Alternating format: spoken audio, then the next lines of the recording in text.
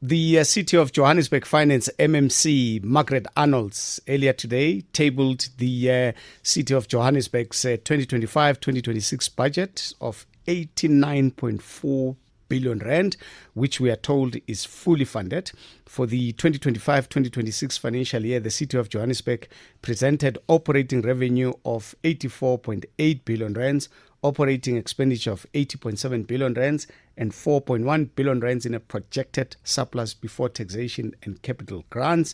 The capital budget is 8.7 billion rands and will total 26.2 billion rands over the medium term.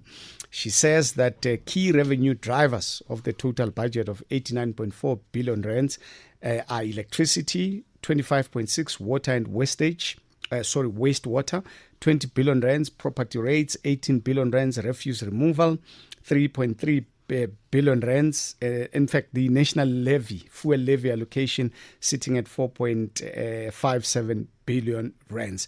Revenue is projected to increase by almost 10%.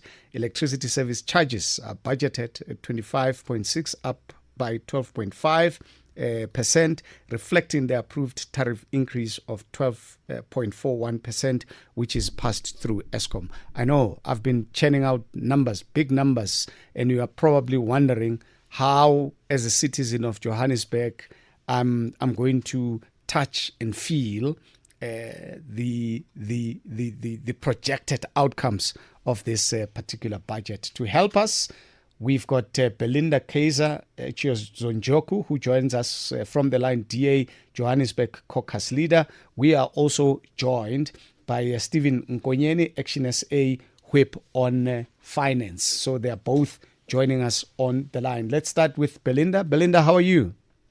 I'm good, thank you, and good afternoon to the listeners. Good stuff. To me, it sounds like we are good to go. These figures sounds big and magnanimous, but to what extent do these big figures trickle down to the people of Johannesburg? In other words, what has been your reaction, your impressions with regards to your to the speech there of the budget by the MMC? It's unfortunate that the MMC made a political speech today. Residents are once again having to be burdened with these increases, while increasing tariffs, while not seeing any return on the investment in what they pay to the city. We have seen that we've looked at where these monies are being allocated, and I'm afraid to say that even though the monies are being allocated in those areas, that is mainly ANC and its GLU partners, unfortunately, even those residents are not seeing any tangible difference, because it's not the first time where people, the city is spending a lot of money, for example, in Alex. But the residents of Alex will tell you they are not seeing any of these monies that are apparently being allocated to them. This MMC has talked about tracking of CapEx projects through JSIP. And I must say it's such a disappointment, because it's not something new. JSIP has been in existence for quite some years. And yet we've had a number of contractors not completing work, a number of contractor changes, but there's been no consequence management for the CapEx lost as a result of incomplete work. I mean, you can just look at the Modderfontein Bridge. We have yet to see accountability there. So it's nothing new that the MMC is saying, and it's unfortunately not as easy as she said. The only thing that is a good thing, which we will still wait to see how it works, is the service delivery tracker app, which I'm sure they've learned something from the city of Cape Town. We will monitor and see how that is working, to see if actually it is transparent for ward councillors to also be able to track. Sipho Nkonyeni, what were your impressions? Are you happy or not happy? Yeah, I think that good afternoon once again to you, as well as the listeners. Yes, thank you. No, I think that our impression of the budget as ActionSA is that it was a budget that actually looks good on paper, but as you delve in deeper and you also understand the conditions within the city, I think that a lot of what the MMC spoke to is stuff that should have already been implemented a long time ago. I'll make an example with Bree Street, for example. The Bree Street explosion where monies were allocated initially, and then those monies were misappropriated, and then a new contractor had to be hired to go and finish that project. So what I'm saying is that what we are seeing on the ground, the state of decay, the lack of service delivery, the crumbling infrastructure, the lack of law enforcement, and so on, and a myriad of other issues that we see in the city. The residents are really not seeing the tangible differences which this budget should actually speak to, and even budgets prior to this, given the amount of loans also that we have taken out as a city that are supposed to fund capex projects. We are just not seeing it. Yeah. So at some point, there is a lot of mismanagement. We have UIWF, which is unauthorized and fruitless expenditure as well. We've got, findings from the Auditor General. So all of this is actually taking place, and yet we've got a budget that was, presented today, much like many others. And there's really no confidence, to be quite honest. Belinda, any positives, at least on your end?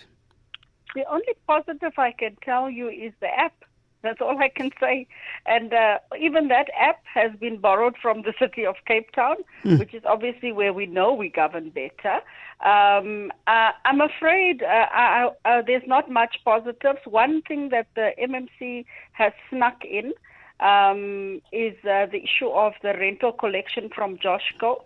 That could be redirected to service delivery, but she had completely left out the wastage on the 13 entities and the directors, the salaries of these boards of directors that are bleeding money to the city, because all of us can agree that city of, for example, Joburg Water, we don't see any tangible difference that these boards of directors are making to residents' lives on the ground. We're also not seeing any tangible difference that the boards of City Power are making.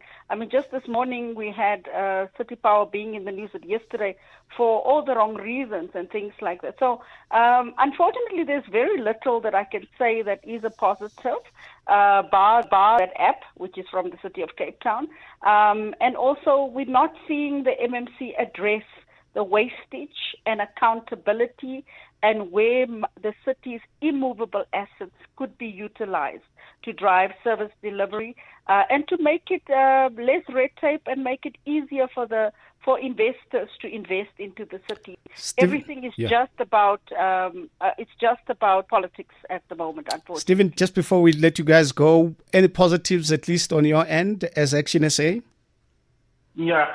So as ActionSA, we do welcome the fact that the city is moving towards the implementation of MSCOA. They are starting to take that seriously.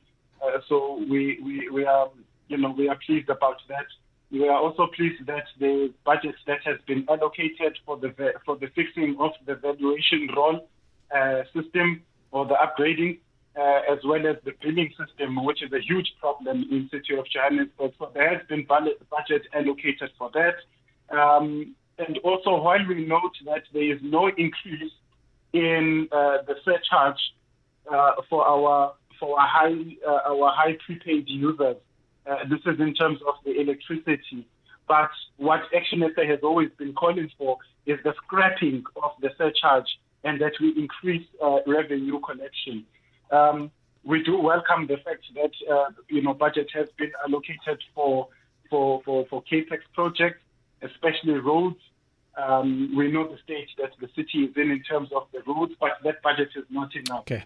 Also the budget for water, and also the budget for city power and infrastructure. Okay, thank you guys for talking to us. We really appreciate your time. Thank you. Thank you so much, Sipho Nkonyeni there, and Belinda Kayser-Echeozonjoku there speaking to us, representing the Democratic Alliance.